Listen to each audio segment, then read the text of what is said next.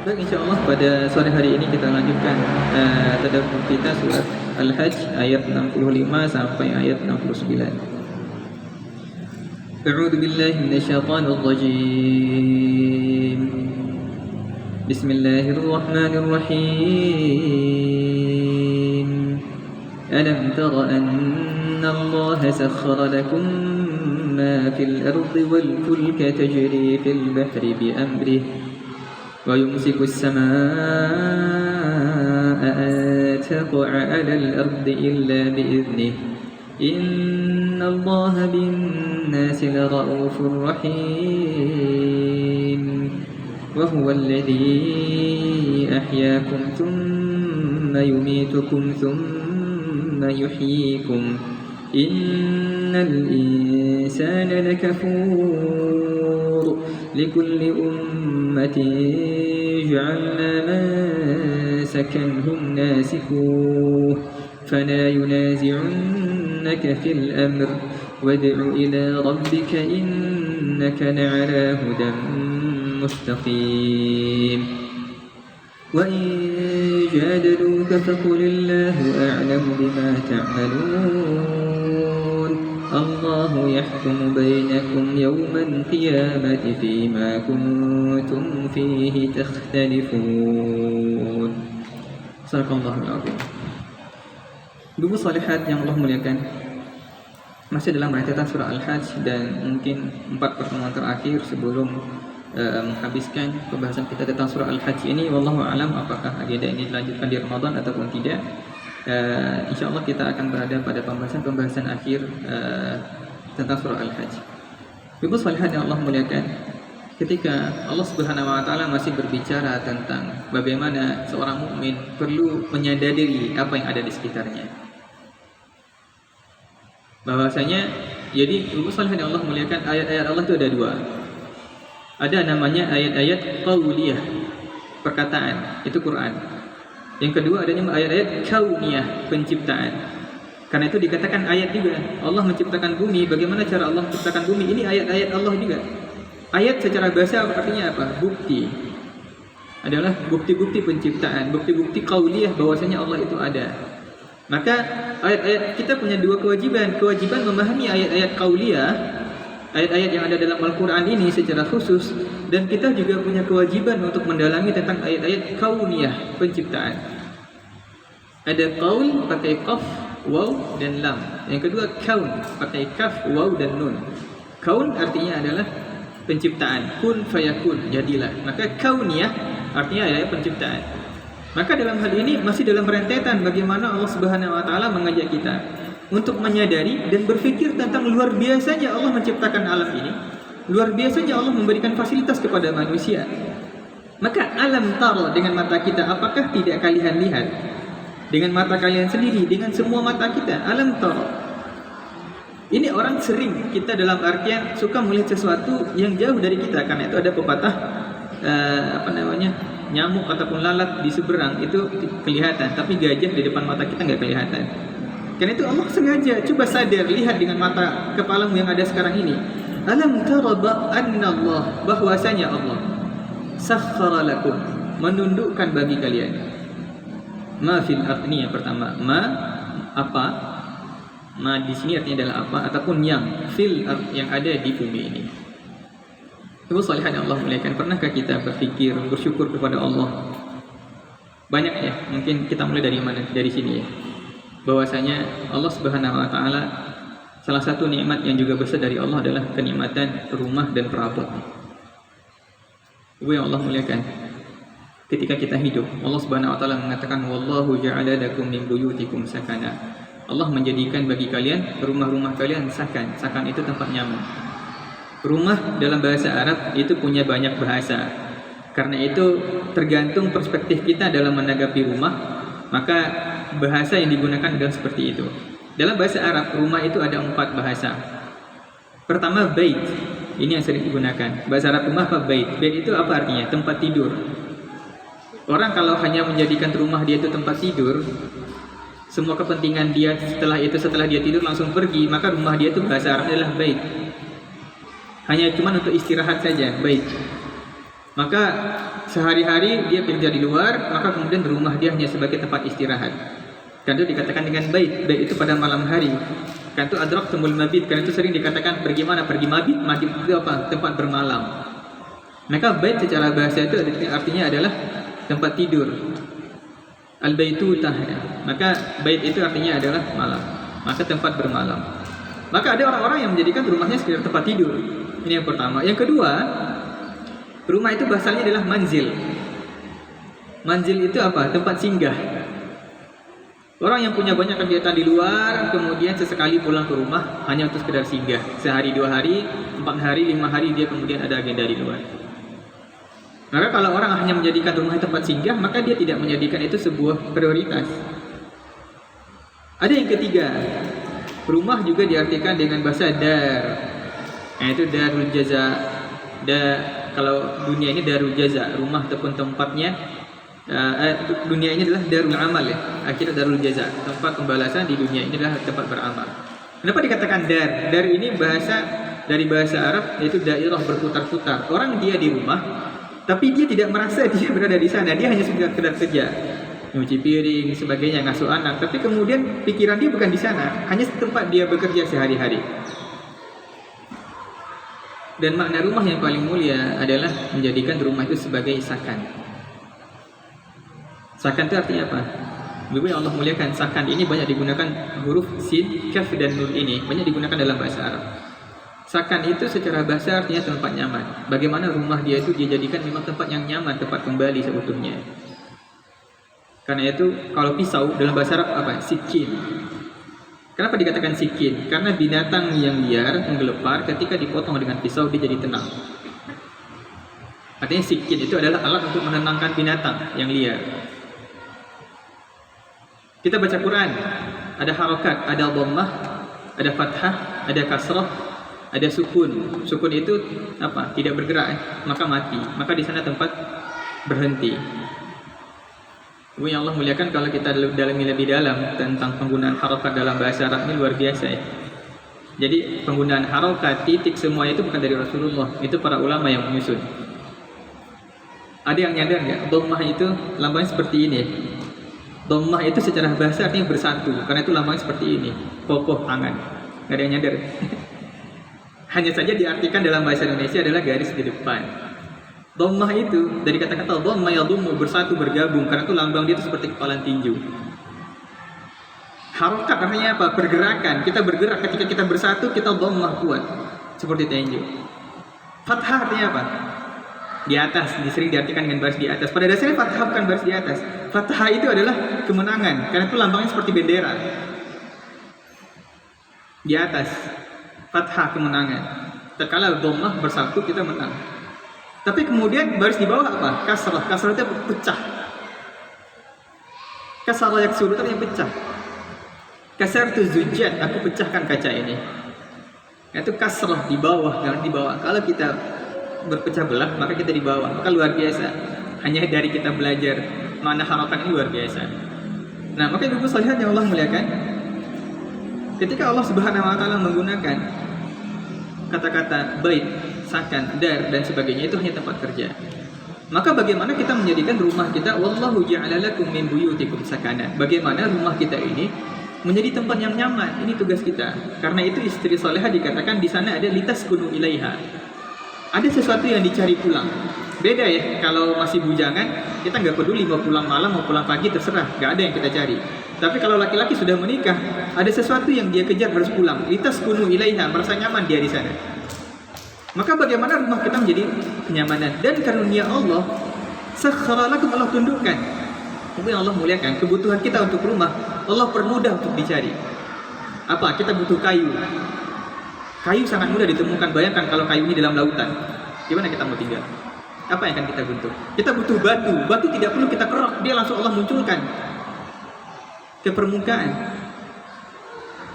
Kita butuh apa lagi? Bisanya dalam artian wallahu ja'ala lakum min buyutikum sakanan wa ja'ala lakum min juludil an'am buyutan tastakhifunaha. Kita butuh pakaian. Kita butuh sesuatu yang menutup badan kita agar hangat. Apa? Allah jadikan dari kulit binatang yang mudah untuk didapatkan.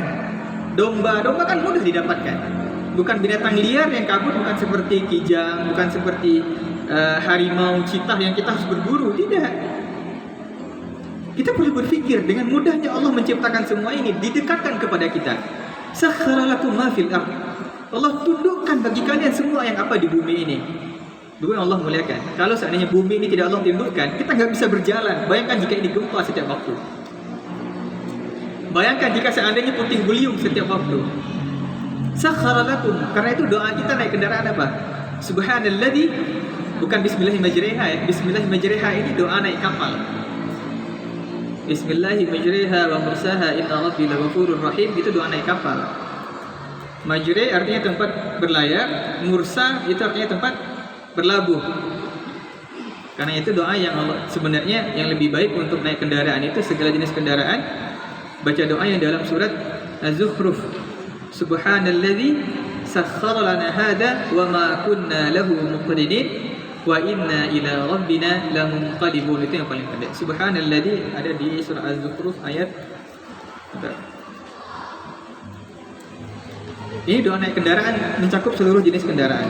Kalau karena bismillahirrahmanirrahim ini adalah doa yang dibaca oleh Nabi Nuh, ya kan?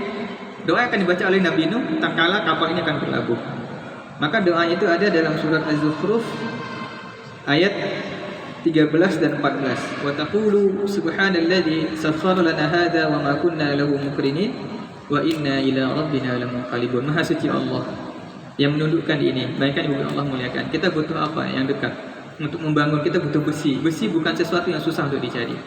Kita butuh apa lagi untuk membangun ini? Kita butuh tanah liat kan, batu. Semua itu adalah barang-barang yang mudah untuk diakses, material yang mudah untuk didapatkan. Dan sakhkhara lana hadza, bagaimana Allah menundukkan ini ke kita? Bayangkan, orang kemudian bisa menunggangi onta, bisa menunggangi kuda yang pada dasarnya liar.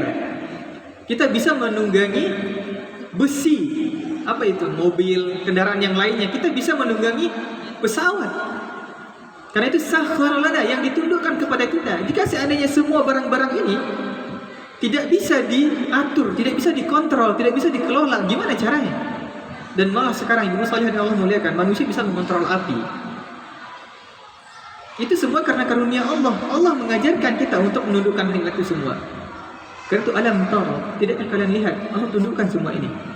Sakhkhara lakum ma fil ardh, apa semua yang ada di dunia ini. Wal fulka tajri fil bahri bi amri. Pindah sekarang ya dari daratan. Banyak ya, apapun kita lihat. Bagaimana kemudian kita bisa mengontrol seperti ini ya, kipas angin. Kita bisa mengontrol angin, mengarahkan angin ini arah ke kita, ke sana dan sebagainya. Kita bisa mengontrol cahaya. Itu semua karena apa? Karunia Allah Subhanahu wa taala. Bayangkan kalau seandainya angin ini tidak bisa dikontrol, percuma aja kipas angin ini enggak percuma sama sekali. Dengan kekuatan dia tertentu tidak bisa dikontrol. Maka karunia Allah semua itu bisa ditundukkan.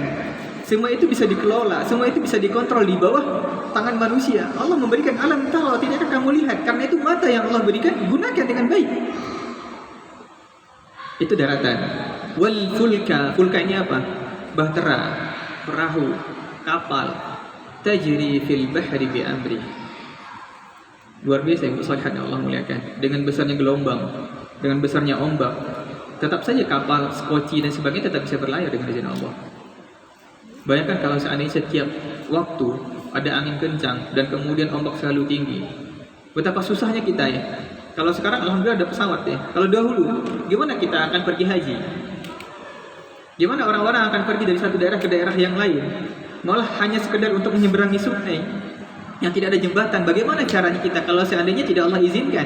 Ada benda yang bisa merampung. Dan bahkan dengan izin Allah, kita bisa menggunakan besi yang pada dasarnya dia itu tenggelam ketika di air, tapi dengan izin Allah dia bisa terapung. Maka ini yang perlu, wal fulka, dan bahtera ataupun dan kapal yang tajri fil bahar, bisa kemudian dia berlayar, bisa kemudian dia bisa berjalan di atas air, diamri dengan izin Allah. Karena apa? Jika bukan karena izin Allah, betapa banyak kapal yang kemudian tenggelam, betapa banyak kapal yang kemudian hancur di tengah lautan. Wa yumsikus sama, ya benar itu ayatnya. Wa yumsikus sama an taqa'a 'alal ardh. Luar biasa, ibu solihat yang Allah muliakan. Ketika nanti hari kiamat, Allah hilangkan langit ini, Allah jadikan langit ini di atas kita. Ia tidak jatuh sama sekali ke dunia ini. Karunia besar dari Allah Subhanahu wa taala, dengan adanya gravitasi bumi, seharusnya yang di atas juga jatuh ke bawah. Tapi ternyata Allah mengatur sedemikian rupa gravitasi yang ada di bumi ini tidak membuat manusia terbang keluar, dan juga tidak membawa benda-benda luar itu jatuh ke bumi ini dengan begitu banyak. Betapa bayangkan luar biasanya Allah bagaimana menjaga bumi ini dengan adanya lapisan-lapisan ozon dan sebagainya, dan juga membuat benda-benda langit tidak jatuh. Namun nanti ketika hari kiamat, gravitasi ini Allah hilangkan. Karena itu di sini dikatakan diikat oleh Allah illa biiznih. Karena nanti dengan izin Allah langit itu akan jatuh. Dengan izin Allah Subhanahu wa taala, anta fa'alal ardi illa biiznih. Ya, benar. Langit itu akan jatuh dengan izin Allah. Karena itu nanti ketika hari kiamat antara planet itu akan saling berbenturan. Allah kemudian menghilangkan adanya gravitasi di bumi ini, sehingga kemudian apa yang ada di dalam bumi semuanya muncrat keluar ke permukaan. Gunung-gunung kehilangan pasaknya. Dulu salihan yang Allah muliakan, bumi kita ini Allah Subhanahu wa taala mengatakan wal jibala autada. Bumi itu tugasnya sebagai pasak. Karena itu setinggi apa ke atas, setinggi itu ke bawah. Jadi jangan kita kira bahwasanya bumi itu hanya gunung ya. Gunung itu adalah pasak. Setinggi apa ke atas, setinggi itu ke bawah, dan bahkan lebih dalam ke bawah. Karena itu kalau kita melihat munculnya anak gunung Krakatau ternyata lebih tinggi. Kita lihat kan bagaimana adanya gunung dalam lautan dan sebagainya. Apa yang terjadi? Karena itu ada dua jenis gempa kan. Ada vulkanik, ada tektonik. Ketika kemudian terjadinya gempa di gunung ataupun adanya pergerakan di gunung, semua bumi ini bergerak karena pasaknya bergoyang. Ketika pasak diambil, ini goyang. Maka hari kiamat nanti apa? Yauma apa ayatnya? Yauma yakunu nasu kal farashil mamsus wa takunul jibal kal ihnil manfush. Seperti apa? Seperti kapas, hilang pasaknya. Maka karunia Allah illa biizni. Innallaha bin-nasi laraufur rahim. Muslimin Allah muliakan, ini perlu selalu kita hadirkan di hati kita. Perlu selalu kita hadirkan di sekitar kita. Innallah, sesungguhnya Allah bin-nas, dengan manusia la rauf. Rauf ini adalah maha lembut, maha penyayang, lebih rauf dari hanya sekedar seorang ibu pada anaknya. Seorang ibu kalau punya anak pasti ya saberang-berangnya apa? Sudah itu anak sudah itu dipalu aja balik. Sabana berangnya seorang ibu kepada anaknya, habis itu tetap nanti setelah itu sedih sendiri. Dan Allah jauh lebih rauf dibanding seorang ibu kepada bayinya, kepada anaknya. Innallaha bin-nasi laraufur rahim. Mungkin kita lupa dengan karunia Allah, kita lupa dengan nikmat yang Allah berikan, kita lupa dengan semua apa yang ada di dunia ini. Bagaimana oksigen yang kita hirup? Ibu yang Allah muliakan, kita yang sering misalnya yang bekerja di rumah sakit, seharusnya kita harus semakin dekat kepada Allah, semakin yakin dengan karunia Allah. Betapa ternyata semua karunia Allah itu sangat mahal ya. Beberapa kali misalnya ketika saya di Madinah itu menemani banyak sekali masyarakat dari kota Solo, jemaah dari Sumber sakit, ditemani ke rumah sakit, kemudian terpaksa beli oksigen dengan satu tabung itu harganya sekian. Luar biasa betapa mahalnya oksigen yang jika kita beli, padahal itu milik Allah juga. Rauf, Allah gak peduli kalian bermaksiat ataupun tidak, Allah rauf. Allah maha pengampun, Allah maha lembut, Allah maha penyayang, dan rahim. Itu yang Allah muliakan. Antara rahmah dengan qudrah, dua hal yang terkadang sering bertolak belakang. Sedikit ingin saya bahas berkaitan dengan takdir. Ketidakpahaman kita, ketidakdudukan keimanan kita berkaitan dengan takdir bisa membuat kita murtad. Bisa membuat kita kemudian tidak siap dengan semua ketetapan Allah. Benar bahwasanya Allah Subhanahu wa taala sudah menetapkan kepada kita kapan kita mati, kapan kita dilahirkan. Kemudian apa kenikmatan yang kita akan terima, apa kemudian musibah yang akan kita terima, dan kemudian bagaimana akhir hayat dan kehidupan kita. Tapi di sini para ulama mengatakan ketika Allah Subhanahu wa taala mengatakan fa'alhamaha fujuraha wa taqwaha. Karunia dari Allah, ada sesuatu yang memang takdir Allah tidak bisa kita pilih. Maka jika kita selalu menganggap semua usaha kita ini karena perintah Allah, hanya karena keinginan Allah, maka kita menjadi orang-orang yang Qadariyah ya, orang-orang yang dalam artian menganggap bahwasanya semua itu adalah takdir Allah.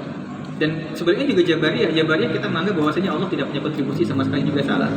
Ada hal-hal yang Allah berikan kita pilihan. Ada hal-hal yang Allah Subhanahu wa taala tetap atur ataupun tetap tentukan bahwasanya kita tidak punya pilihan sama sekali. Maka dalam hal ini ada kewajiban kita beriman dan ada kewajiban kita berusaha.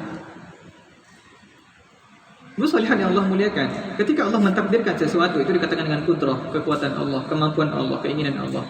Tapi ketika bertolak belakang dengan rahmat, Allah selalu mendahulukan rahmat Allah dibanding keinginan Allah Subhanahu wa taala ataupun kekuasaan dan kemampuan Allah.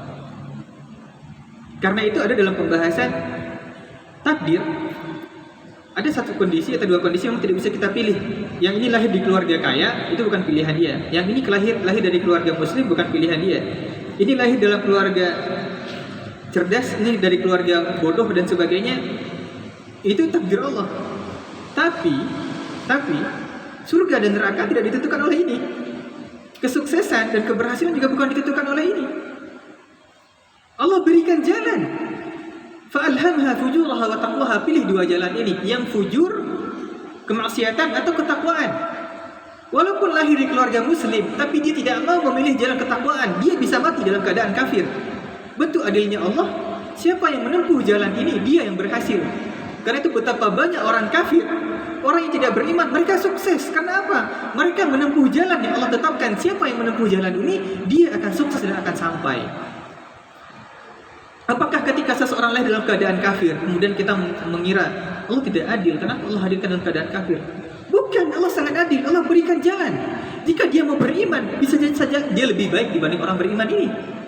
Dan siapa yang menjamin orang yang lahir dalam keadaan muslim, dia mati dalam keadaan muslim? Tidak ada. Bentuk adilnya Allah, Allah berikan jalan. Sama dengan halnya orang yang lahir dalam keadaan keluarga kaya, satu miskin. Apakah menjamin dia akan berhasil yang kaya, yang miskin dia akan sengsara? Juga tidak. Bentuk adilnya Allah adalah yang sukses adalah yang berusaha. Siapa yang menempuh jalan usaha yang benar ini, dia akan sampai. Karena itu ada fujur, ada takwa. Namun ada memang beberapa hal yang kemudian Allah Subhanahu wa taala takdirkan kepada kita. Hanya saja Allah takdirkan, tapi bisa berbeda nilainya tergantung jalan apa yang kita pilih. Saya berikan sebuah kisah di zamannya Umar bin Khattab. Mungkin pernah juga saya sampaikan. Tapi di sini berkaitan dengan Raufur Rahim. Umar bin Khattab dalam suatu waktu pernah pergi ke sebuah tempat menunggang kuda menunggangi kuda. Kemudian ya biasalah kalau di sini ada parkir motor, maka waktu itu Umar mencari anak kecil yang megang kudanya, mau diparkir nih bahasanya, ditampakkan. Tapi karena nggak ada, disuruh anak kecil yang megang. Umar pergi sejenak, Umar radhiyallahu anhu. Tapi ternyata si bocah ini nggak jujur. Apa yang dia lakukan? Tali kekang kudanya Umar bin Khattab itu dia ambil dan kemudian dia jual ke pasar. Umar, walaupun tidak ada deal-dealan, perjanjian sebelumnya, ketika akan pulang, akan kembali ke tempat kudanya, itu sudah berniat akan memberikan uang sebanyak 2 dirham. Apa yang terjadi ketika sampai? Ternyata kudanya hilang, karena nggak ada yang megang, nggak ada yang menjaga. Dicari, dengan izin Allah, kuda ini bertemu. Tapi ada masalah, nggak ada tali kekang kudanya, susah untuk bawa kuda, nggak ada tali kekangnya. Dicari sampai ketemu anak kecil ini. Ditanya sama Umar, mana tali kekang kuda saya? Saya jual, kata dia. Di mana kamu jual? Di pasar. Berapa kamu jual? 2 dirham. Bumi Allah muliakan. Takdir dia sama, 2 dirham. Hanya saja tentang cara bagaimana dia memperoleh. Jika dia tempuh dengan sabar, dengan jalan ketakwaan, dia dapat pahala. Dia tempuh dengan cara haram, takdirnya juga 2 dirham. Maka tergantung sekarang jalan mana yang kita pilih. Ada takdir tertentu sudah Allah siapkan. Tapi menentukan keberkahan, menentukan surga dan neraka, tergantung jalan mana yang kita tempuh. Nggak akan berkurang. Yang satu korupsi, yang satu bersabar, tetap segitu rezekinya, dia tidak akan berubah. Hanya saja yang membedakan jalan mana yang dia tempuh. Ini yang perlu kita pahami, ini yang perlu kita yakini. Karena itu ketika kita berusaha semaksimal mungkin mencari rezeki dan kita melupakan Allah, rezeki kita tidak akan bertambah dan tidak akan berkurang. Apakah dengan cara kemudian kita meninggalkan Allah, kita mencari rezeki segitu juga? Maka kita di sini mendapatkan kerugian besar. Rezeki kita tidak akan bertambah. hanya saja di sini kita menambah maksiat kita.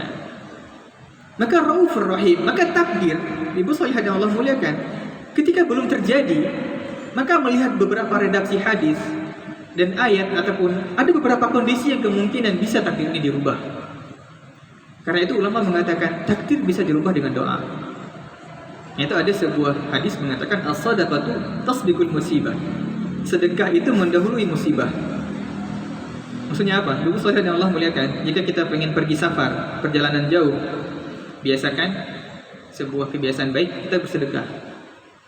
Karena apa? Sedekah itu mendahului musibah. Apakah kemudian musibah ini akan hilang? Mungkin tidak.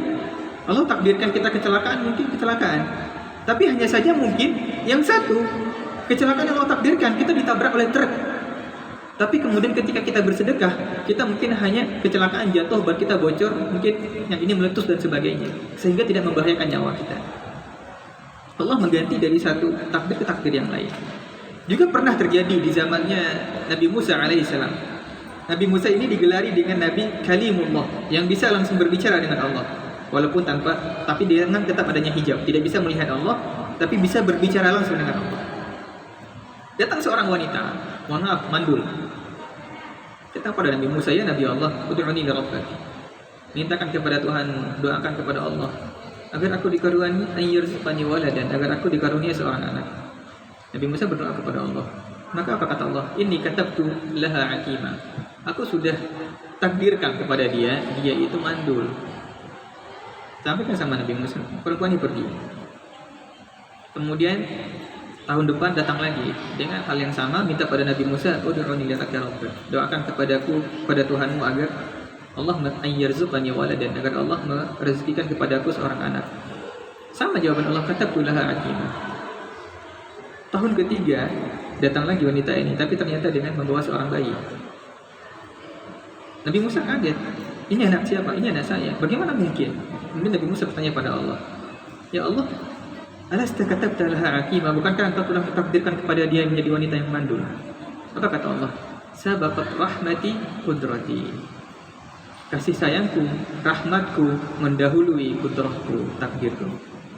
Maka Ibu Salihah yang Allah muliakan, kita masih punya potensi besar untuk berusaha bagaimana agar masuk ke surga.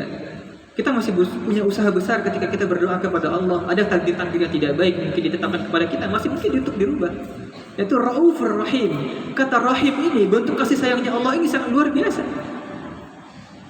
Maka ketika kita menyadari, maka tidak ada alasan bagi kita untuk kemudian berputus asa dari rahmatnya Allah. Tidak ada alasan bagi kita kemudian untuk menghilangkan harap kepada Allah Subhanahu wa taala. Maka ini kita pahami Raufur Rahim. Kemudian dilanjutkan, wa huwal ladzi, dan dialah ahyaakum, menghidupkan kalian, summa yumitukum, kemudian mematikan kalian, summa yuhyikum, dihidupkan kembali. Maka Ibu Salihah yang Allah muliakan, kita itu mengalami 2 kali kematian dan 2 kali kembali dihidupkan. Kita mulai dari sesuatu yang mati, itu mati ya, tanah, janin yang tidak adanya ruh. Summa yuhyikum, ditiupkan ruh kepada kita. Karena itu di sini awalnya adalah wa huwal ladzi ahyaakum, dimulai dengan menghidupkan kalian. Summa yumitukum, dimatikan lagi. Summa yuhyikum, nanti inilah baru kehidupan yang abadi. Ibu yang Allah muliakan, sekarang ini tester. Sekarang ini dunia ini adalah kehidupan, adalah untuk menseleksi kita untuk kehidupan yang abadi. Kehidupan seperti apa yang akan kita pilih? Kehidupan dunia ini sangat singkat, sangat singkat. Apalagi Allah sengaja mempercepat kehidupan Nabi Muhammad ya. Karena kalau kita lihat porsi tubuh, ukuran tubuh, umur para orang-orang terdahulu, itu jauh berlipat-lipat lebih besar, lebih panjang dari kita. Nabi Adam dalam hadisnya tingginya situ nadiraan 60 ini namanya hasta. Bapak Allah muliakan, ini adalah ukuran yang tidak baku, tapi semua kita hampir sama ukurannya. Kalau yang mau coba silakan. Semua kita yang beda itu lengan. Di sini ukurannya sama. Ini sekitar 50 cm. Berarti kalau 60 hasta berarti 30 meter. Umur para nabi dan rasul terdahulu ratusan ribuan tahun. Nabi Nuh saja dengan jelas Allah sampaikan dalam surat Al-Ankabut kalau saya tidak salah. Walaqad arsalna Nuhan ila qaumihi falabisa fihim alf sanatin illa 50 'ama. 1000 tahun dikurangi 50 tahun berarti 950 tahun. 950 tahun umur Nabi Nuh berdakwah. Kemudian dengan izin Allah, dan juga karena itu saya secara pribadi saya tidak menolak teori yang mengatakan adanya dinosaurus, walaupun itu ada dalam teori Darwin. Karena apa? Secara ukuran itu masuk akal dengan ukurannya Nabi Musa dan dengan ukurannya Nabi Adam. Hanya saja mungkin itu punah, tapi tidak membenarkan terjadinya teori evolusi. Tapi binatang-binatang fosil-fosil ini yang ditemukan mungkin saja benar, karena secara hadis kita lihat ukuran Nabi Adam, Nabi Nuh sangat besar, sangat tinggi. Namun apa hikmahnya Allah kemudian mempersingkat umur kita? Bagaimana memperkecil tubuh kita agar bumi ini cukup? Kalau orang terlalu panjang umurnya, yang satu lahir, bumi ini semakin penuh, maka gantian hidup gitu. Udah, jatah kamu hidup selesai, sekarang kan mati, biarkan yang lain hidup. Disingkat umur kita dan badan diperkecil biar tidak mengambil tempat yang besar. Itu salah satu hikmah dari Allah. Nah, karena itu potensi kita dengan waktu yang sedikit ini tidak kita maksimalkan dengan baik, maka kita kehilangan potensi besar. Karena itu Ibu yang Allah muliakan, kita harus selalu ingat bahwasanya kita kehidupan di dunia tidak panjang, tidak lama. Wa huwallazi ahyaakum, kita kembali dihidupkan. Karena itu setiap bangun tidur kita selalu bersyukur kepada Allah, alhamdulillahilladzi ahyana. Maha suci Allah, segala puji bagi Allah yang telah kembali menghidupkan kita. Allah berikan kita kesempatan sekali lagi untuk beramal saleh. Siapa yang menjamin dari kita yang tidur pada malam hari ini besok akan bangun? Tidak ada. Karena itu kita dianjurkan sebelum tidur kita baca ayat kursi ya. Kenapa? Kalau kita dalam kondisi hidup, kondisi sadar, kita bisa ditalkinkan, kita bisa mengakhiri hidup kita dengan baca, ataupun ada yang mentalkinkan. Tapi kalau sedang tidur, ruh kita diambil sama Allah, siapa yang mentalkinkan? Tidak ada. Karena itu perlu baca ayat kursi. Dalam hadis, siapa yang baca ayat kursi sebelum tidur, tidak ada yang menghalangi diri dengan surga kecuali kematian. Innal insana lakafur. Hanya saja manusia ingkar, gak percaya sama Allah, gak yakin dengan adanya kehidupan setelah ini. Ibu salihah yang Allah muliakan, penyebab beberapa faktor membuat kita tidak yakin dengan hari akhir. Pertama adalah kecintaan kepada dunia. Ambisi besar kita mengejar dunia itu akan membuat kita lupa tentang adanya hari akhir yang jauh lebih besar kehidupan setelah ini. Kenapa Allah menceritakan adanya surga, menceritakan adanya neraka, menceritakan kehidupan hari-hari kiamat dan sebagainya? Agar kita sadar bahwasanya kehidupan yang setelah ini itu jauh lebih penting dan jauh lebih abadi dan lebih lama. Maka kalau kita merasakan terlalu nyaman di dunia ini, Bu yang Allah muliakan, ternyata kita dilarang berada pada kondisi yang terlalu nyaman. Dan itu kita selalu diperintahkan oleh Allah untuk banyak bergerak. Innal ladzina la yarjuna liqa'ana wa radu bil hayati dunya, ini bahayanya. Orang-orang yang sudah mulai tidak mengharapkan untuk bertemu dengan kami, kata Allah, wa radu bil hayati dunya, ridho dengan kehidupan dunia, wa tma'annu biha, dan dia nyaman. Ini berhati-hati, Ibu salihan yang Allah muliakan. Jangan terlalu nyaman dengan kehidupan di dunia ini. Jangan terlalu cinta dengan apa yang kita punya. Jangan terlalu berbahagia dengan kesuksesan yang kita dapat. Maka orientasi terbesar kita adalah orientasi akhirat. Orang yang punya orientasi akhirat, maka dia bagaimana berpikir semaksimal mungkin usaha dia di dunia ini menjadi sarana mempercepat untuk sampai ke tujuan. Wahum an ayatina ghafilun, kata Allah dalam surat Yunus. Maka perlahan ketika sibuk dengan kehidupan dunia, maka mereka lalai dari mengenal Allah. Oh kan ada sambayang, kok sedang ngurus bunga. Oh kan apa itu? Oh kok baru bali kompor baru sebagainya. Oh kayak gini sebagainya. Kalau mulai merasa nyaman dengan suatu barang, segera berhenti. Itu cara setan bagaimana membuat kita lupa dengan Allah. Mana sibuk yang apa-apa, oh aku baru nyuci oto tuh baru sebagainya. Merasa nyaman, biasa saja. Mobil kena senggol, biasa saja. Walaupun dengan harga yang mahal. Ya ibu-ibu, kalau bahasa orang sekarang Tupperware hilang, biasa saja. Ada barang ini, maka jangan sampai kesedihan kita besar ketika ada barang kita hilang. Ketika itu terjadi, berhati-hati. Kita mulai lupa dengan kehidupan akhirat yang besar. Apapun hobi kita, kesukaan kita pada dunia ini, coba mulai bikin orientasi akhirat. Apa potensi akhirat yang bisa saya lakukan? Karena itu kata-kata Bismillahirrahmanirrahim, kenapa selalu diulang? Agar kita berpikir tentang Ar-Rahman dan Ar-Rahim, bahwasanya manfaat dari semua yang kita lakukan ini ada manfaat besar untuk manusia seluruhnya dan manfaat besar untuk orang-orang beriman. Ibu soleh dan Allah muliakan, usaha seseorang mencapai sesuatu tergantung dengan tujuan yang ingin dia capai. Banyak orang yang kemudian sibuk mengejar karir, bukan berarti saya melarang, tidak. Kita mengejar karir, mengejar kehidupan dunia, rumah kita dipercantik semakin, nggak ada masalah. Tapi semua itu jadikan kendaraan. Ada orang yang pergi ke suatu tempat berjalan kaki, ada yang pergi ke suatu tempat menggunakan kendaraan yang lebih kencang. Mana yang cepat sampai? Yang punya kendaraan. Maka dunia ini jadikan kendaraan, bukan jadikan sebagai tujuan. Karena itu Allah di sini lagi-lagi menegaskan orientasi kita adalah orientasi setelah kematian. Sering-sering kematian. Karena itu Islam melarang, Allah melarang kita tertawa terbahak-bahak, baik laki-laki ataupun perempuan. Tertawa terbahak-bahak mematikan hati. Yang sudah terkekeh-kekeh tertawa, siapapun itu termasuk saya, itu akan mematikan hati. Karena apa? Orang yang mulai tertawa terbahak-bahak, dia akan lupa dengan akhirat.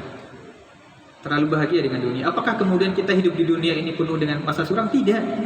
Rasulullah bercanda, Rasulullah punya masa indah, punya bahagia juga. Tapi tetap bisa mengontrol, jangan sampai kemudian kita lupa dengan akhirat. Setiap malam kita sadar saya akan mati ini. Bu Solihat Allah muliakan. Ini mungkin berapa kali pernah saya sampaikan ya. Ada redaksi tidur doa sebelum tidur itu yang lebih banyak digunakan para ulama di dalam hadis. Tapi terbalik dengan yang masyhur. Yang masyhur apa? Bismika Allahumma ahya wa amut ya. Wa bismika amut. Yang lebih banyak redaksi dalam hadis itu kebalikannya. Bismika Allahumma amutu dulu wa ahya. Mati dulu baru hidup. Kita bilang, ya Allah, aku mau mati ini. Maka dengan izin Engkau, maka aku hidup kembali. Lagi-lagi orientasi akhirat. Kita sadar, karena itu kita nggak sadar. Siapa dari kita yang tahu kapan kita tidur? Nggak ada. Yang tahu kapan kita merebahkan badan, kapan tidur nggak ada yang ada kan? Karena itu tidur itu gambaran kecil dari kematian. Ruh kita diangkat ke langit.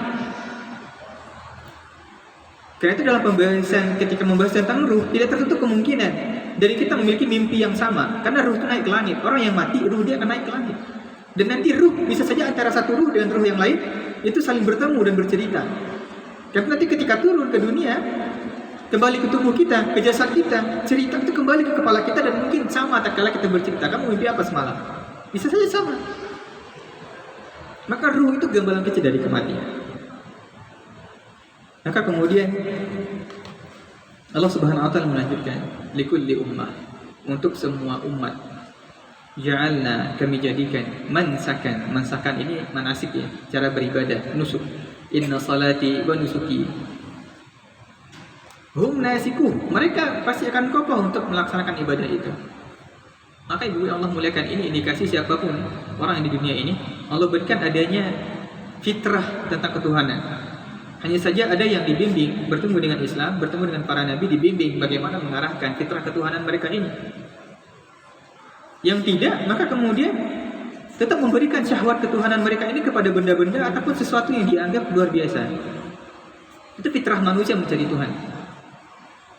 Makna fitrah apa? Saya jelaskan ya. Fitrah itu adalah sesuatu yang Allah sengaja ciptakan dari awal untuk apa dia dilakukan. Fitrah manusia, tangan digunakan untuk menggenggam, untuk makan, dan sebagainya. Maka berlainan dengan fitrah adalah kalau tangan digunakan untuk berjalan, karena tidak sesuai dengan fitrah, karena bukan untuk itu diciptakan. Mulut fitrahnya adalah untuk berbicara, untuk makan, untuk minum dan sebagainya. Tidak sesuai dengan fitrah kalau mulut ini digunakan untuk mengeluarkan kotoran. Maka di antara fitrah manusia, Allah ciptakan di hati manusia itu dia mencari Tuhan. Namun kemudian, fala yunazi'unnaka fil amr. Kenapa Allah di sini mengatakan, wahai Muhammad, akan ada orang-orang yang mendebatmu dalam permasalahan ini. Namun wad'u ila rabbik. Karena itu tugas seorang rasul adalah ketika mereka menyadari bahwasanya ada fitrah ketuhanan, di situ kita masuk. Itu kita menggunakan, kenapa Allah bercerita tentang alam tadi, menundukkan bumi dan sebagainya. Di sini kita menyadari bahwasanya tidak ada yang bisa menciptakan ini dari golongan manusia dan jin. Pasti ada yang maha menciptakan segala-galanya. Itu semua bahan tadi digunakan itu untuk jika kita berdebat dengan orang-orang yang tidak percaya kepada Allah. Wad'u ila rabbik. Serulah kepada Rabb. Guru yang Allah muliakan, saya pernah menjelaskan tentang Rabb ya. Rabb dengan ilah dua hal yang berbeda. Rabb secara arti adalah yang mengatur, yang menciptakan, yang mengurus, bukan hanya sekedar menciptakan. Karena apa gunanya jika seandainya suatu barang kita ciptakan, habis itu kita biarkan, maka terbengkalai, maka juga tidak sempurna. Maka Allah tidak hanya sekedar menciptakan kita, Allah mengatur kehidupan kita, Allah memberikan kita rezeki, Allah kemudian menjaga kita, Allah memberikan kita kehidupan, Allah kemudian mengarahkan kita, mengatur kehidupan kita dan sebagainya. Adapun ilah artinya yang berhak diberikan loyalitas dan kecintaan dan ketuhanan, penghambaan. Maka tidak semua Rabb yang bisa kita jadikan Tuhan, tidak. Dan ini yang sering terjadi. Kita punya bos kita ada Rabb kita ya. Kita punya pimpinan, dia adalah Rabb kita karena dia yang memberikan kita gaji, dia yang bikin aturan, dia yang kemudian mengurus kita. Kita punya Rabb, ada ayah kita, ada ibu kita. Ketika kita kecil mereka mengurus semuanya. Dikatakan Rabb boleh, tapi bukan berarti mereka yang harus kita sembah. Bukan berarti mereka yang mengurus kita ini kita yang sembah, tidak. Hanya satu yang boleh kita sembah, yaitu Allah. Karena itu Rabb secara mutlak adalah Allah Subhanahu wa taala. Wad'u ila rabbika. Akan kalian paham siapa yang melakukan ini semua? Siapa yang menciptakan ini semua? Maka yakinlah bahwasanya Allah yang menciptakan ini semua. Ajak mereka beriman kepada Allah. Innaka la'ala hudan mustaqim. Kalau mereka tidak mau beriman, tidak mau percaya, wahai Muhammad, enggak perlu kamu bersedih hati. Kamu berada pada jalan yang benar. Kemudian apa kata Allah? Wa in jadaluka. Kalau mereka masih berdebat, masih ada orang tipe-tipe orang yang berdebat, maka ibu Allah muliakan, kita dilarang berdebat sebenarnya. Perdebatan itu sesuatu yang dilarang. Man tarakal mira, siapa yang meninggalkan debatnya, walaupun dia benar, maka dia mendapatkan surga di emperannya.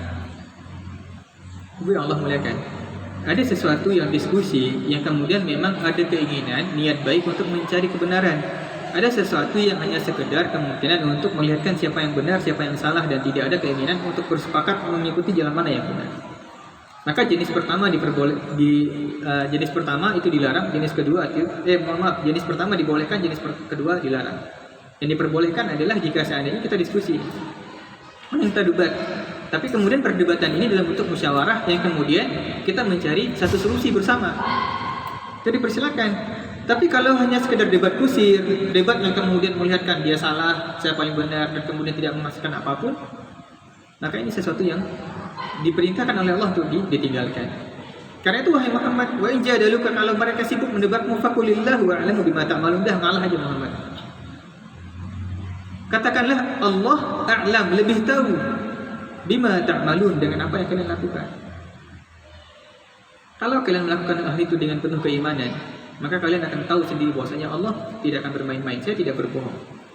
Ada orang yang berusaha mencari berbagai macam dalil. Ada orang-orang yang bahkan kemudian kalau berdebat berlebihan. Karena itu indikasi salah satu sifat orang munafik juga wa idza khasama badara. Tatkala mereka berdebat, udah mereka berlebihan. Maka jika sudah mulai perdebatan, walaupun kita benar, udah tinggalkan. Itu akhlak seorang mukmin yang baik. Kecuali memang kita sedang berdiskusi, kita sedang bermusyawarah, menentukan jalan mana yang paling baik. Kalaupun toh sama-sama kuat, gak mau dan sebagainya, silakan voting, dipersilakan. Tapi dalam hal hanya sekedar memperlihatkan mana yang paling benar, mana yang paling salah, tidak ada pentingnya. Dan ini merupakan salah satu larangan dalam ibadah haji. Karena berkaitan dengan surah Al-Hajj. Banyak sekali kalau hal ini. Dan paling senang orang berdebat ketika haji. Padahal itu salah satu amalan pekerjaan yang membuat ibadahnya menjadi bobrok dan rusak. Saya banyak menemukan ketika haji, orang sibuk kekeh mengejar bagaimana semua yang sunnah bisa dia lakukan. Tapi kemudian dia berdebat, ya rugi. Maka bagaimana melakukan amalan, mendapatkan haji mabrur, fokus kepada yang wajib terlebih dahulu.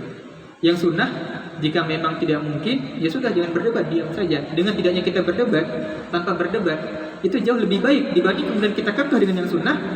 Kita memicu perdebatan di kalangan banyak orang, maka sudah kita sedang merusak, sedang seperti ember bocor nih. Kita mengisi ember kita dengan ketaatan, kemudian satu sisi kita lubangi, maka percuma. Atau di sini salah satu bagian dari debat adalah salah satu bagian yang dilarang ketika amalan haji. Dan kemudian Allahu yahkumu bainakum yaumal qiyamah fima kuntum fihi takhtalifun. Allah yang mengadili, yang menghukum di antara kalian pada hari kiamat fima kuntum, pada apa yang kalian fihi takhtalifun, yang kalian saling berbeda pendapat. Ini salah satu bukti bahwasanya ibu salihah yang Allah muliakan. Ketika kita berbeda pendapat dengan orang lain, ketika kemudian ada hal-hal yang kita tidak sepakat dengan orang lain, ketika mungkin kita tidak punya dalil yang kuat, tapi kita landaskan dengan keimanan, maka yakinlah semua perdebatan, semua persengketaan nanti akan Allah adili dan selesaikan nanti di hari kiamat. Dan ini yang sangat mengerikan. Betapa banyak sekarang pengadilan dunia yang sangat zalim. Manusia sama di mata hukum, iya, tapi tidak sama di depan penegak hukum. Di mata hukum sama, tapi di depan penegak hukum tidak. Ini yang sering terjadi. Ketika kita memahami ini, maka kita yakin dengan Allah. Tidak ada sedikit pun rasa takut kita, karena ketakutan kita hanya kepada Allah Subhanahu wa taala. Betapa banyak manusia yang terzalimi di jalan ini. Ibu salihah yang Allah muliakan, jika kita serius membela agama Allah, jika kita serius berada pada kebenaran, maka kita sedang menempatkan diri kita pada jalan yang susah. Kita sedang menempatkan diri kita pada jalan yang pahit. Kita sedang menempatkan diri kita pada jalan yang berliku dan menanjak. Jalan dakwah ini, jalan kepada Allah tidak gampang dan tidak mudah. Betapa banyak penyeru-penyeru yang berusaha untuk melepaskan diri. Rasulullah menggambarkan jalan yang lurus, kemudian setiap itu ada simpang. Ada simpang yang mengajak, ayo kita sini pergi shopping, ayo kita ke sini pergi jajan, ayo kita persini jalan-jalan. Dibanding kemudian bagaimana kita melakukan ketaatan. Banyak sekali para dai yang mengajak kepada keburukan, itu gambarannya. Ini jalan yang susah dan jalan menanjak. Karena itu Allah Subhanahu wa taala, Rasulullah SAW mengatakan innama asyadun nasi bala'an al-anbiya. Orang yang paling berat kehidupan itu adalah para nabi dan rasul. Tapi Allah muliakan, jika kita kekeh untuk menjadi orang-orang yang baik. Karena Rasulullah mengatakan, an-nasu ka'ibli-mi'ah, manusia itu seperti perumpamaan 100 ekor unta. La takadu tajidu fiha rahilah, hampir saja tidak ada rahilah. Apa itu rahilah? Ibu yang Allah muliakan, rahilah ini adalah salah satu jenis unta. Dari adanya 100 ekor unta yang bisa memikul beban ataupun sebagainya, itu cuma hanya beberapa ekor. Rahilah ini di sana ada include 3 potensi ya. Pertama, secara fisik dia menarik, good looking. Yang kedua, dia punya nafas yang panjang. Maksudnya adalah dia bisa memikul beban. Yang ketiga, dia bisa berjalan jauh. Orang-orang yang akan kekeh membela dakwah ini, membela Islam itu, dia harus punya 3 hal ini. Punya penampilan yang baik, maksudnya adalah bukan penampilan yang sesuai dengan Islam, penampilan yang kemudian tidak membuat diri dia dicela, tidak membuat diri dia dihinakan, maka hal ini perlu. Maka menjadi seorang dai, karena itu para nabi dan rasul selalu dipilih oleh Allah dari orang yang paling sempurna di kaumnya. Karena itu saya berulang-ulang menyampaikan, mematahkan bahwasanya tidak benar, sangat tidak benar kalau Nabi Musa itu cadel. Itu sebuah pemahaman yang sesat dan salah. Sebelum masuk ke sana sedikit saya bahas kenapa pemahaman ini sesat. Jika masih ada orang mengatakan Nabi Musa itu cadel, maka berhati-hati, dia sedang menghina para nabi, sedang mencerca para nabi. Dalilnya apa? Yang mengatakan bahwasanya ketika Nabi Musa menarik jenggotnya Fir'aun, kemudian ditawarkan, benarkah bahwasanya anak ini yang nanti akan dari Bani Israel yang akan menjatuhkan kerajaan Fir'aun? Silakan uji. Diuji kan? Ada bara, ada roti. Bu salihah yang Allah muliakan, bayi, anak kecil nih, anggaplah 3 tahun, 4 tahun gitu. Ketika dia milih bara, mungkin gak dimasukkan ke mulut? Mustahil. Ketika sudah dipegang, pasti panas. Gak masuk di akal bagaimana bara itu masuk ke mulut, itu mustahil. Maka karena itu ketika ada pengujian ini, testing ini kepada Nabi Musa, iya Nabi Musa memilih bara itu benar, tapi masuk ke mulut itu nggak ada dalilnya. Terus bagaimana dengan dalil mengatakan huwa afsahul linni lisanan? Dia minta, Nabi Musa minta kepada Allah agar dipilihkan seorang menteri, seorang teman, karena dia lebih fasih lidahnya. Ini benar Ibu Solihat yang Allah muliakan. Kenapa? Nabi Musa 10 tahun hidup di Madian. Saya saja yang cuma 2 tahun di Malaysia, kemudian 4 tahun di Madinah, terkadang banyak redaksi-redaksi yang bertukar sama saya. Kadang menggunakan antara kata boleh dengan bisa, saya terbalik-balik sama saya. Karena boleh dengan bisa satu makna di bahasa Malaysia, tapi di kita agak sedikit berbeda antara boleh dengan bisa. Maka bahasa Madian itu bahasa Arab, bahasa Mesir berbeda. Karena itu Nabi Musa takut dicela. Maka Nabi dan Rasul dipilih dari kaum yang paling baik, dari keturunan yang paling baik, dan dari fisik yang paling indah. Apa tujuannya? Memperkecil potensi dia untuk tidak ditolak dakwahnya. Bayangkan sebelum dia berdakwah, dia udah dibully sama orang. Nah, Allah muliakan, kita punya ada anak misalnya di lingkungan kita. Dia suka bohong, kemudian dia cacat secara fisik, dan kemudian dia juga banyak keburukan yang dia lakukan. Kemudian setahun setelah itu dia datang mengaku bahwasanya dia adalah orang yang paling soleh, dia adalah orang paling baik, mengajak untuk berdakwah dan sebagainya. Ribet, susah. Dia sudah memposisikan diri dia pada kondisi yang buruk. Itu dakwah paling berat pada keluarga. Karena apa? Keluarga tahu semua bobrok kita, tahu semua aib kita. Dia doang atur-atur. Ang dulu madiko susah kita.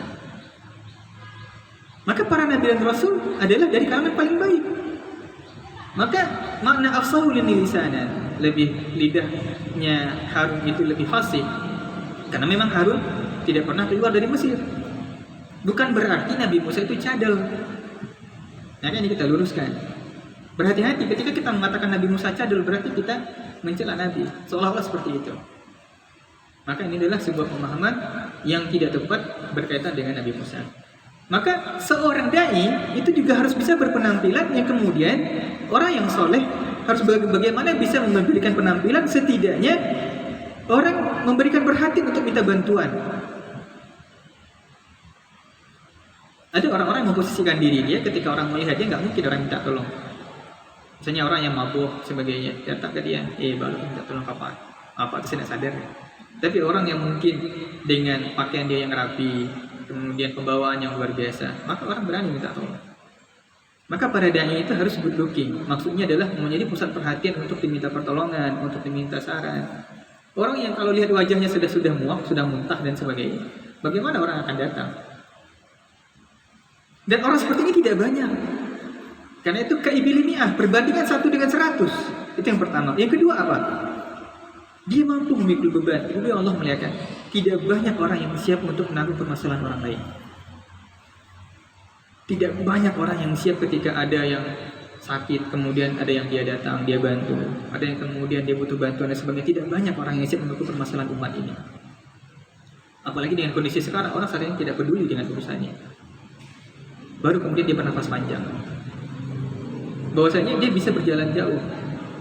Seorang dai, seorang mukmin yang baik, dia harus bisa berjalan jauh. Tujuan dia adalah dengan beban yang dia pikul, dengan semua permasalahan masyarakat yang juga dia pikul dan dia pikirkan. Itu Allah melihatkan. Mungkin dari kita yang jadi pengurus masjid ataupun jadi koordinator arisan, koordinator apapun itu, mengajak orang untuk kumpul, sebagainya itu ribet minta ampun.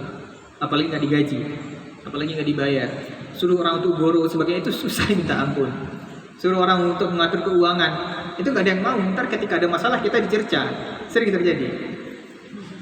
Mereka siap mengomentari tapi tidak siap memikul beban.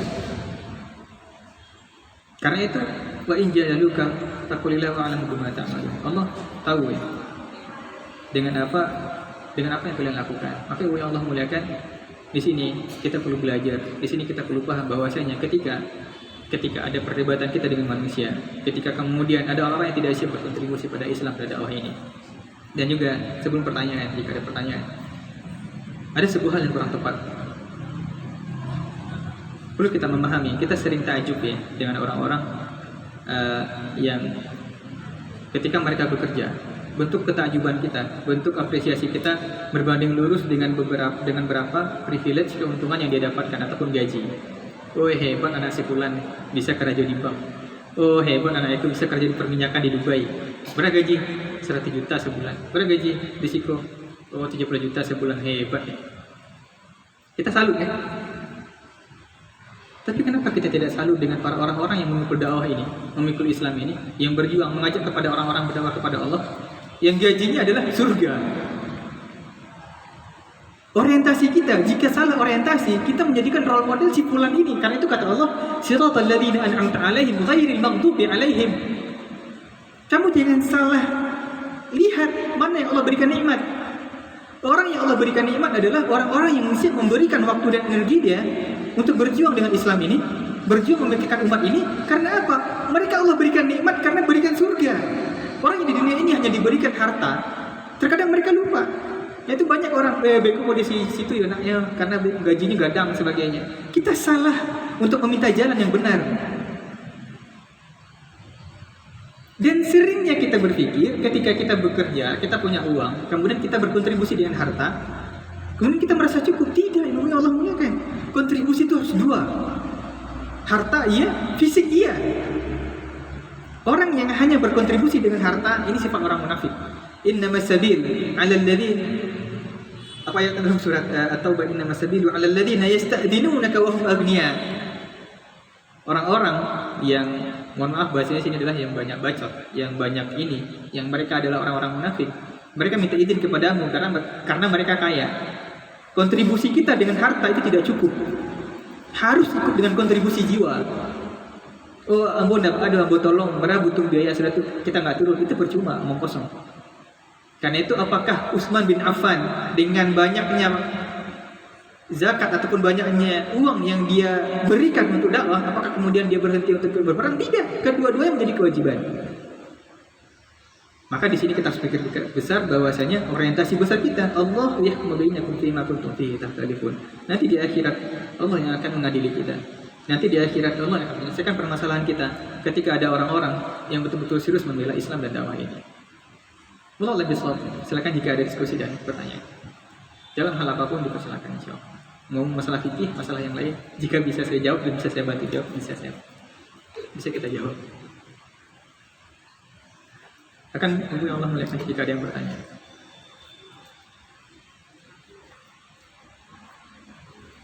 Oke, sepertinya tidak ada. Ayo silakan.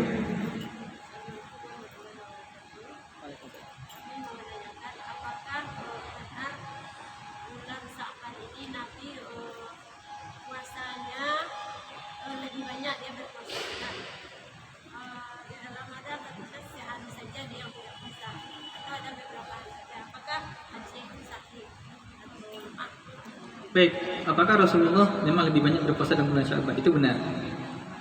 Tapi perlu dipahami, lebih banyak itu dibanding bulan-bulan yang lain dalam bentuk puasa sunnah. Oke, biasanya di bulan lain Rasulullah hanya puasa Senin Kamis. Di bulan Sya'ban ini Rasulullah hari Selasa puasa, hari Rabu puasa. Namun beberapa ulama melarang kita kalau sudah masuk nisfu Sya'ban, 15 Sya'ban, kita mulai menggenjot untuk berpuasa. Nah itu dilarang. Maka kemudian kita disunahkan mulai dari sekarang jika kita ingin mulai melatih fisik kita untuk berpuasa. Dan memang Rasulullah juga dalam hadis dikatakan pada bulan Sya'ban ini ibadah kita itu diadili ataupun diangkat ke langit, dievaluasi. Rasulullah ingin selalu ketika ibadah beliau dievaluasi itu berada pada kondisi yang paling dekat dengan Allah. Itu setiap hari Senin dan Kamis ya, karena itu antara subuh dan asar itu dua sholat paling mulia dalam sehari. Pada waktu subuh terjadi pergantian shift malaikat dan malaikat kemudian menyampaikan pekerjaan kita kepada Allah di langit. Waktu asar juga seperti itu. Karena itu subuh dan asar dua sholat yang jelas-jelas Allah sebutkan dalam Al-Quran. Pertama wal fajr, wa subhi idza tanaffas, subuh. Kemudian surah asar, wal asr, demi salat asar. Mana lain dari wal asr itu bukan demi masa dia. Wal asr demi salat asar. Dan hafidhu ala salawati was salatil wusta. Jaga salat-salat kalian terutama salat tengah. Subuh, zuhur, asar, mohon maaf dari tengah. Al-wusta. Karena apa? Waktu salat asar ini banyak orang yang ketiduran, banyak orang yang masih dalam perjalanan, banyak orang yang tidak serius menjaga salat asar ini. Padahal waktu asar adalah waktu yang mulia. Itu dalam hari, dalam sehari. Maka kemudian dalam seminggu Allah mengevaluasi amalan kita pada hari Senin dan Kamis. Terus Allah puasa pada Senin dan Kamis. Kemudian dalam setahun itu pada bulan Sya'ban. Maka dianjurkan kita memperbanyak puasa di bulan Sya'ban. Masih ada waktu sekarang tanggal 6 Sya'ban ya. Sekarang tanggal 6 Sya'ban masih ada waktu. Dan juga memang itu salihan yang Allah muliakan, kita dilarang berpuasa pada satu hari menjelang Ramadan. Itu diharamkan. Itu namanya shaum syak. Puasa hari syak, puasa yang ragu. Oh, kalau seandainya hari ini puasa Ramadan saya puasa, kalau bukan puasa Ramadan saya puasa sunnah, itu dilarang. Kalau ragu jangan berpuasa sama sekali. Dia dikatakan dengan jauh musyak, puasa pada hari yang diragukan apakah itu Ramadan atau tidak. Karena itu tidak boleh mengkombinasikan, menggabungkan niat antara ibadah yang sunnah dengan ibadah yang wajib dalam satu waktu, dalam beberapa kondisi. Wallahu a'lam. Ya.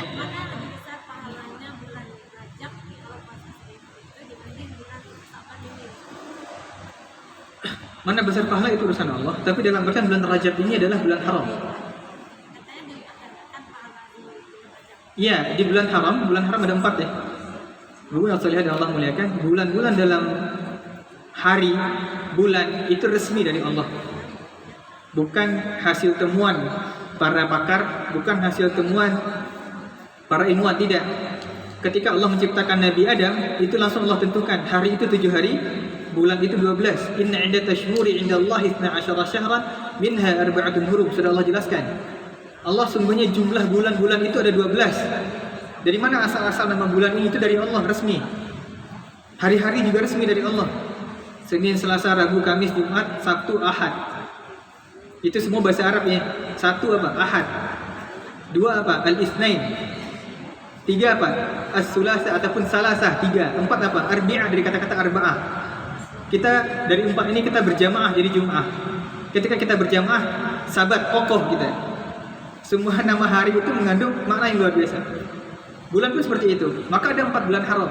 Pada 4 bulan ini kita sangat dianjurkan memperbanyak ketaatan. Bulan apa saja bulan haram? Dzulqa'dah, Dzulhijjah, Muharram, dan 1 terpisah bulan Rajab. Maka ibadah paling besar adalah ibadah ketika di bulan haram. Ibadah paling besar ibadah di tempat haram. Di mana tempat haram? Makkah dan Madinah. Maka jika di bulan haram kita berpuasa di tempat haram, beribadah di tempat haram, maka berlipat-lipat pahalanya. Maka antara Rajab dengan Sya'ban tetap memang pahala pada bulan Rajab bisa saja lebih tinggi karena Allah menjanjikan seperti itu. Tapi pada bulan Sya'ban juga karena kita mengikuti Rasulullah, sama-sama puasa sunnah, mana yang paling besar pahalanya tergantung niat kita dalam beramal. Maka membandingkan antara niat sunnah ataupun ibadah-ibadah sunnah itu bukan suatu kemestian. Yang penting kita beribadah. Terkadang ada hal-hal sunnah yang tidak bisa kita bandingkan kecuali memang dari informasi dari Allah. Seperti ada sunat muakkad, ada sunnah biasa, itu memang beda. Tapi ibadah-ibadah yang hampir setara, maka dalam artian tidak perlu kita bandingkan. Kita sibuk bagaimana memperbanyak amal sebisa mungkin. Tapi wallahu alam dari 2 redaksi bisa saja yang Rajab lebih besar pahalanya karena bulan haram, di Sya'ban juga bisa lebih besar pahalanya karena Rasulullah banyak berpuasa di bulan Sya'ban. Karena persiapan untuk bulan Ramadan. Wallahu alam. Ya, silakan.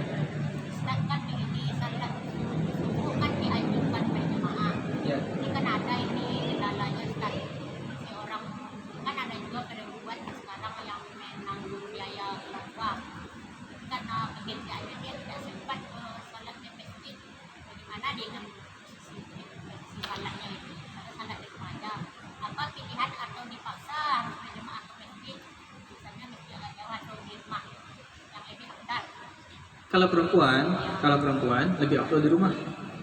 Kewajiban ya, mohon maaf ya. Ini dikatakan wajib tidak, tapi mendekati wajib. Itu yang salat di masjid itu laki-laki. Kalau perempuan silakan mau salat berjamaah di masjid, itu lebih baik, dia dapat pahala tambahan. Tapi ketika dia salat berjamaah di rumah, itu juga dapat kebaikan yang bisa saja mungkin hampir sama pahala.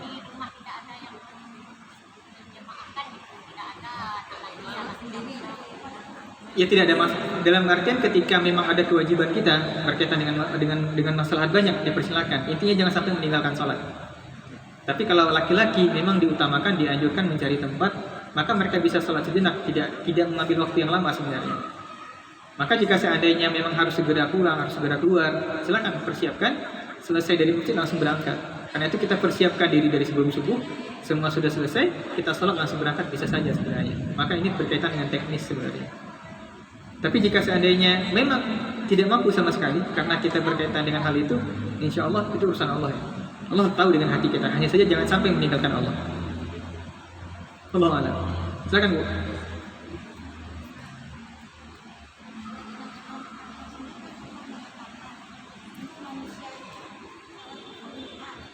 Gimana Bu?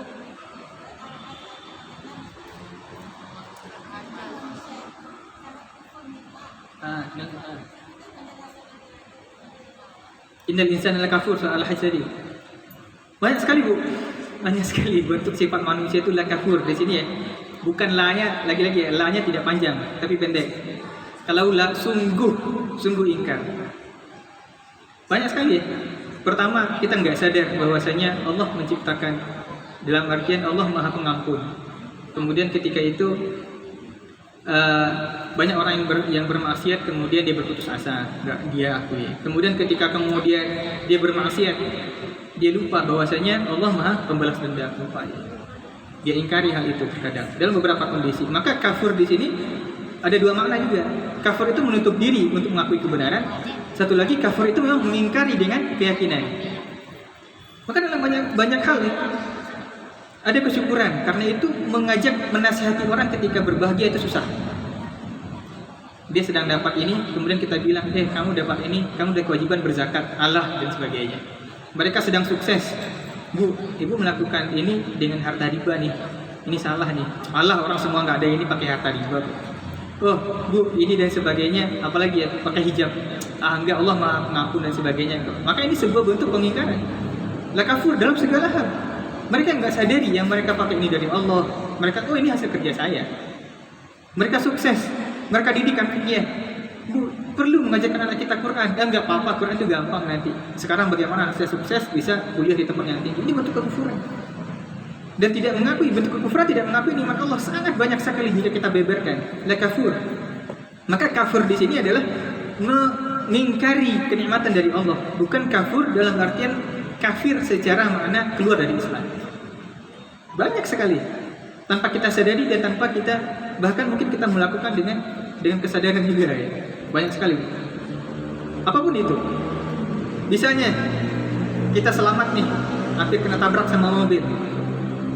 Bahwasanya kemudian kita yakin, selamat ya. Dan kita lupa bahwasanya itu Allah yang menyelamatkan kita. Itu bentuk pengingkaran kita juga. Kemudian kita berhasil. Saya yang hebat nih, berhasil ini sebagainya. Kita lupa baca alhamdulillah. Itu bentuk kekufuran juga. Itu ada kufrun duna kufrin. Kekafiran yang tidak membuat orang kafir, tapi bentuk kekufuran lupa dengan Allah. Karena itu dalam surat Ibrahim ya. La in syakartum la azidannakum wa la in kafartum. Kafir di sini apa? Kalian mengingkari dan mengakui nikmat Allah. Inna adzabi lasyadid. Adab Allah sangat besar. Maka banyak sekali bentuk tanpa kita menyadari dan tidak menisbahkan semua kebaikan yang kita dapatkan dari Allah dan tidak kita nisbahkan kepada Allah, itu kekufuran semuanya. Kita bisa makan, kita tidak bersyukur. Kita kemudian bisa beribadah dengan baik, kita tidak bersyukur. Kita kemudian masih bisa hidup, masih bisa bangun, kita tidak bersyukur. Kita masih punya anak, tidak bersyukur. Banyak sekali. Berapa kali yang saya temukan orang tua yang baru punya bayi, yang belum punya anak, pengen punya anak. Ketika punya anak, anaknya rewel, mengeluh. Kemudian ketika anaknya baru ini lihat anak orang sudah bisa jalan, pengen bisa jalan. Ketika sudah bisa jalan, ternyata lasak mengganggu sini, maka mengeluh lagi. Kemudian pengen anak ini sebagainya, anak dia kemudian banyak minta dan sebagainya, mengeluh lagi. Itu bentuk kekufuran juga. Karena itu la kafur, sungguh mudah untuk mengingkari nikmat dari Allah. Allah. Silakan Bu, terakhir.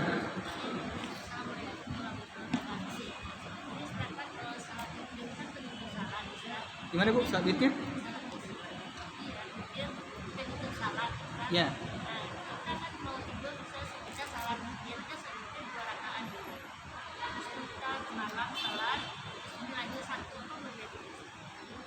Oke, dulu solehan yang Allah muliakan, salah satu yang perlu kita biasakan yaitu melakukan sholat witir. Sholat witir ini ada dua pendapat di antara para ulama. 3 madhab, Hambali, kemudian Syafi'i, Maliki mengatakan sholat sunnah. Tapi Abu Hanifah mengatakan sholat witir sholat wajib. Karena sangat banyak perintah dari Rasulullah untuk menyuruh sholat witir ini. Karena itu Abu Hanifah mengatakan sholat witir ini wajib. Maka berdosa kalau kita tidak sholat witir, kalau pakai madhab Abu Hanifah.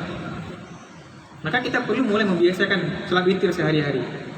Maka sholat witir ini terbaik adalah jadikan pengakhir penutup malam kita adalah sholat witir.